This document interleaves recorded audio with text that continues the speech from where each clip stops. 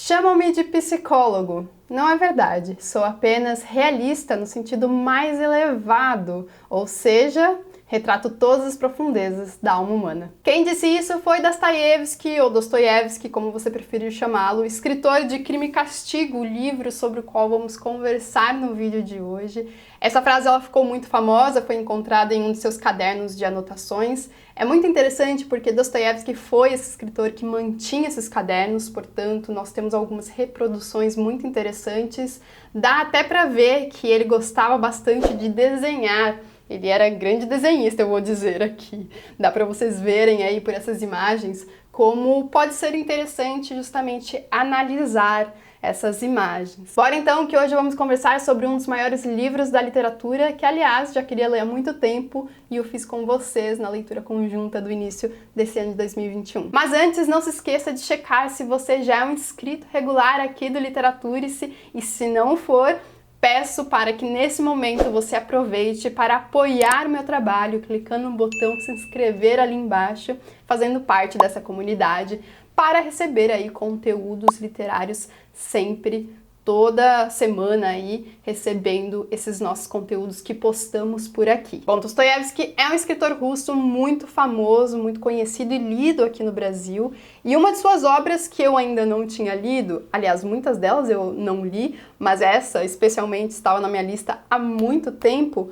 era então Crime e Castigo, que eu finalmente parei para ler, um calhamaço aí de 600 páginas, e como eu disse, foi aí o livro do início do ano para a nossa leitura conjunta. Se você perdeu os conteúdos que postei sobre o livro e que nós todos aqui construímos juntos, né, lives de discussão, a live final com a professora Raquel Toledo, que foi fantástica. Se você já leu esse livro, que é uma aula sobre ele, assista essa aula com a Raquel Toledo. Eu vou deixar esses links, né, todos esses vídeos ali no box de descrição para vocês em uma playlist, tá bem? Assim é fácil de você encontrar esse conteúdo já postado aqui no Literaturice nesse ano. Mas enfim, como eu ia dizendo, é um escritor muito famoso, muitas pessoas leram, muitos ensaístas, críticos literários, inclusive Karpov, né, que é um dos grandes nomes da área, e olha só o que ele disse sobre Dostoiévski. Dostoiévski é, se não maior, de certo, o mais poderoso escritor do século XIX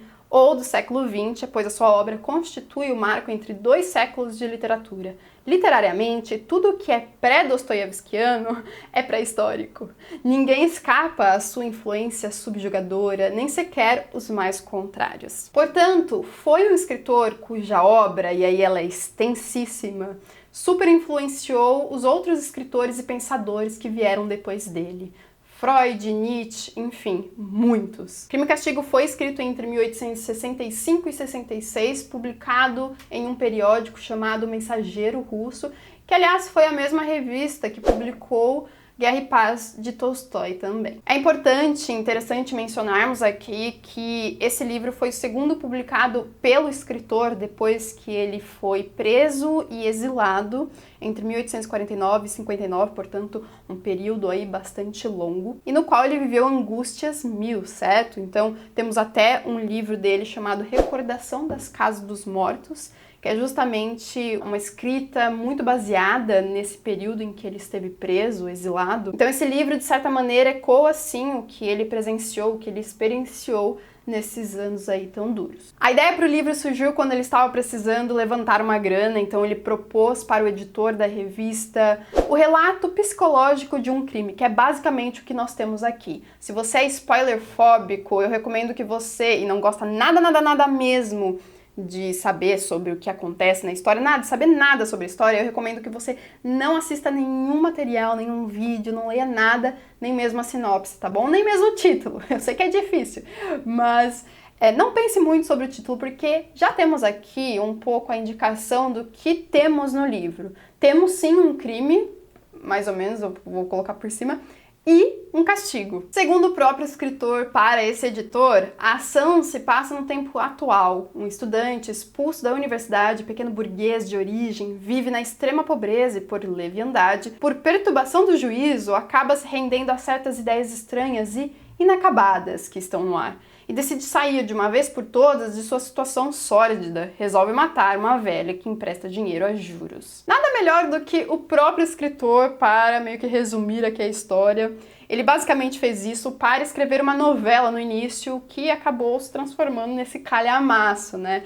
Como eu disse para vocês, esse livro ele foi publicado em um período bem extenso, né, na forma de folhetim aí, que costumamos chamar. Então, ele aos poucos foi recebendo aí a crítica, né, como que foi a recepção na época do público leitor, e aí até ele foi modificando algumas coisas que realmente acontecia com a publicação de folhetins.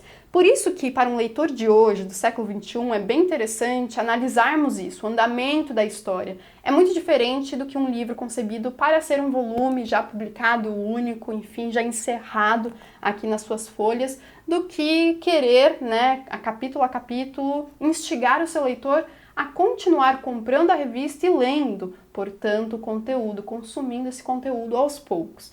Eu acho importante ressaltar isso porque esse livro, ele realmente vai fundo na psicologia de seus personagens, não apenas desse seu protagonista tão complexo, que é Raskolnikov, esse pequeno burguês estudante ou ex-estudante, porque ele acabou saindo da faculdade, que é o motivo dele ter ido para São Petersburgo, ali, é uma cidade grande, né? Algo muito interessante desse livro é que ele vai retratar a urbanização, o urbano, esse ambiente muitas vezes claustrofóbico. É interessante notarmos os ambientes bem fechados e mesmo que ele esteja em ambiente aberto, esse ambiente também vai meio que subjugá-lo. Raskolnikov, que é o nosso protagonista aqui, ele tem esse nome bastante peculiar. Dostoiévski, ele não costumava atribuir qualquer nome a seus personagens, então Raskol em russo significa cisão. Esse personagem ele é dividido, a todo momento ele se vê entre um caminho e outro. E nós percebemos essa sua perturbação, e isso também podemos ver no andamento do livro. Em muitos momentos ele está desmaiando, delirando, está até mesmo embriagado, a gente não consegue entendê-lo completamente, porque ele próprio não consegue se entender. Ele é esse personagem totalmente fragmentado. Por isso que eu acho, e muitas pessoas também acham, que esse livro exerce tamanho poder de atração entre os leitores, sabe? Esse fascínio geral. Por quê? Ele vai abordar, a partir dessa situação do protagonista, que é um criminoso e que não é pego por conta de seus crimes, ele vai abordar essa complexidade e esses pensamentos que muitas vezes vêm à tona na nossa cabeça. E são muitos, tá? Eu não tô falando apenas na questão de, matar alguém, isso não. Não. Tô falando de outras coisas. Outras coisas que sim são suscitadas por esse seu crime, mas que estão muito relacionadas à sua condição ali. Ele que é esse cara que veio do interior para uma cidade grande, estudar e que vive do dinheiro que recebe de sua mãe. Não se fala do pai, pouco se fala dele, aliás. Então é ele, a mãe e a irmã, a Dunya.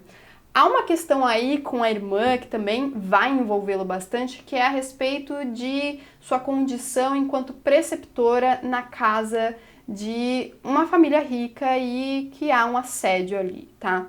Então é importante esse núcleo também, porque nós vemos que esse protagonista ele vai se envolver em todos os problemas da sua irmã e nisso vai recair nele aquela problemática de ter a responsabilidade masculina na família, pela família. Principalmente porque o pai não está presente, ele é o homem da família. E como assim ele não consegue se sustentar e sustentar sua mãe e sua irmã? Como assim a sua irmã é submetida a um caso tão grave de vexame, de vergonha social, sendo que ele está ali na penúria e não consegue sequer trabalhar? Porque quando ele precisa de dinheiro e quando ele acaba saindo da faculdade por conta disso, ele vai até mesmo ser professor particular, mas ele não gosta de dar aula, então ele meio que vai, deixar isso de lado, não quer saber disso e vai tentar esse crime justamente com uma justificativa por trás. Na verdade, ele tenta dar várias justificativas para esse seu crime, né? Eu não vou muito além na história, porque se você ainda não leu a história e é destemido aí quanto a alguns detalhes, eu acho que esses detalhes estão de bom tamanho para você, porque eu só sabia disso quando eu peguei para ler o livro. Eu vou dizer que muita coisa acontece depois disso, sabe? Tem muita coisa que esse livro vai abordar e tentar destrinchar. E é muito bacana acompanhar a psicologia, como eu citei lá anteriormente, do personagem, né? Porque se era a intenção do escritor, realmente foi isso que ele conseguiu nos proporcionar. Agora, quanto ao castigo que nós temos aqui no título, é claro que o crime ele é muito impressionante, né? A questão de termos um protagonista que é assassino.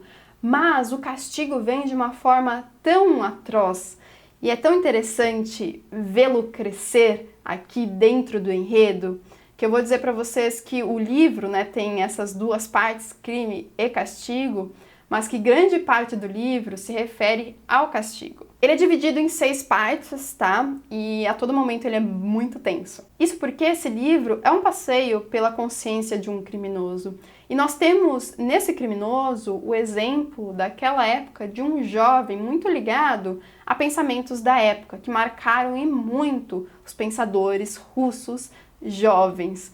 Como eu posso citar aqui o niilismo e o utilitarismo. São correntes filosóficas muito presentes aqui, tá? E que baseiam aí os pensamentos desse protagonista. É isso, aliás, que vai compor a base da justificativa mais explícita, talvez, para os seus crimes. Porque Raskolnikov crê em uma teoria sua, própria dele, de que as pessoas elas são divididas entre os extraordinários e os comuns. E é apenas aos extraordinários que se daria o poder de passar por cima da moral para chegar em um bem maior.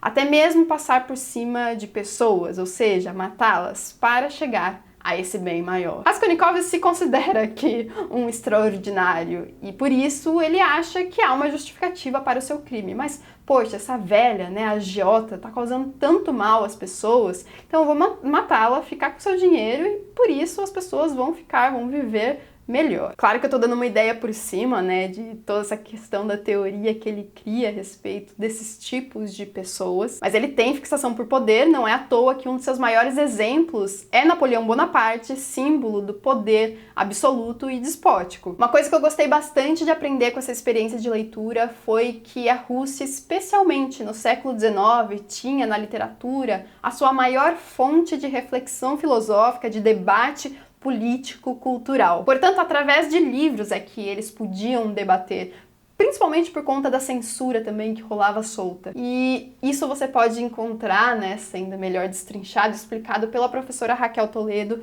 nesse vídeo que fizemos, nessa live conjunta que fizemos aí e que eu deixei na playlist sobre esse livro ali no box de descrição para vocês. Recomendo fortemente que vocês assistam. Agora, uma coisa que eu gosto demais nesse livro, que eu nem imaginava, mesmo pelo título, é que ele tem esse quê de romance policial. Nós temos aqui um detetive, algo assim, um investigador, vamos dizer, que ele vai tentar descobrir quem que matou, quem que fez ali todos os crimes e o que que aconteceu. Eu fiz uma leitura de uma dissertação de mestrado chamada Crime e Castigo, uma leitura, da Menipeia ao Dialogismo, do Rones Faria de Souza, que eu vou deixar linkado aqui embaixo para vocês no box de descrição, recomendo a leitura. E ali ele fala bastante sobre, ele vai, né, se debruçar sobre os pensadores que leram e comentaram a obra e o que eles produziram a respeito dela. Um dos que ele traz à tona foi Joseph Frank, que escreveu Dostoiévski, Os Anos Milagrosos, e ele vai falar uma coisa sobre essa questão do romance policial. Dostoiévski internaliza e psicologiza a costumeira busca do assassino na trama da história de detetive e transfere essa busca para a própria personagem. Agora é Raskolnikov quem procura a sua própria motivação. Essa procura envolve um romance num suspense que é semelhante à busca convencional do criminoso, porém, evidentemente muito mais profundo e mais complexo em termos morais. E é por isso que eu disse para vocês, que eu mencionei agora há pouco, que esse livro é bastante tenso. Agora, outro pensador que Rones traz à tona também, e eu não poderia deixar de citá-lo, foi Bakhtin, principalmente no seu livro Problemas da Poética de Dostoiévski, publicado em 1963. Ali há o conceito da polifonia, algo muito bacana para a gente conversar aqui, porque diz respeito às diversas vozes presentes no livro. São várias perspectivas que não vão ficar amarradas à perspectiva de quem escreve o livro, mas elas são independentes. Basicamente, são pontos de vista, são modos de ver a vida, são pensamentos inseridos aqui dentro e que compõem aí cada um dos personagens. Eles são múltiplos. É um livro pesado, tá? Além desse crime, nós temos aqui alcoolismo, temos abandono de menor, temos prostituição. É um livro realmente, assim, denso. Uma coisa que eu gosto dele é que ele traz o plano onírico, ou seja, nós temos vários sonhos aqui dentro desse livro, inclusive um sonho dentro do sonho, tipo o Inception. Não só o protagonista, o Raskolnikov, é digno de nota, é digno de ser mencionado, né? Tem o melhor amigo dele, que é o Razumikin. Personagem muito curioso pra mim, porque desde o começo ele me despertou dúvidas. Eu sou uma pessoa que desconfia de todos os personagens, de narradores principalmente, mas de todos os personagens, e eu fico assim, será que essa pessoa é boa, não sei o quê? Então é interessante ver aqui a construção desse personagem, porque é realmente curiosa. No entanto, nós também temos aqui a Dunya, a irmã do protagonista, até mesmo sua mãe, alguns outros personagens que aparecem aqui meio que para tentar se contrapor com esse vilão que é o protagonista, mas que ao mesmo tempo a gente vê que também são pessoas bastante ruins. E um núcleo, sobretudo um núcleo aqui que gera muita pena, muita dó por parte do leitor, porque é realmente uma família de miseráveis. Faz parte dela a Sônia, uma personagem que eu vou até dizer aqui que pra mim a construção é bastante romântica.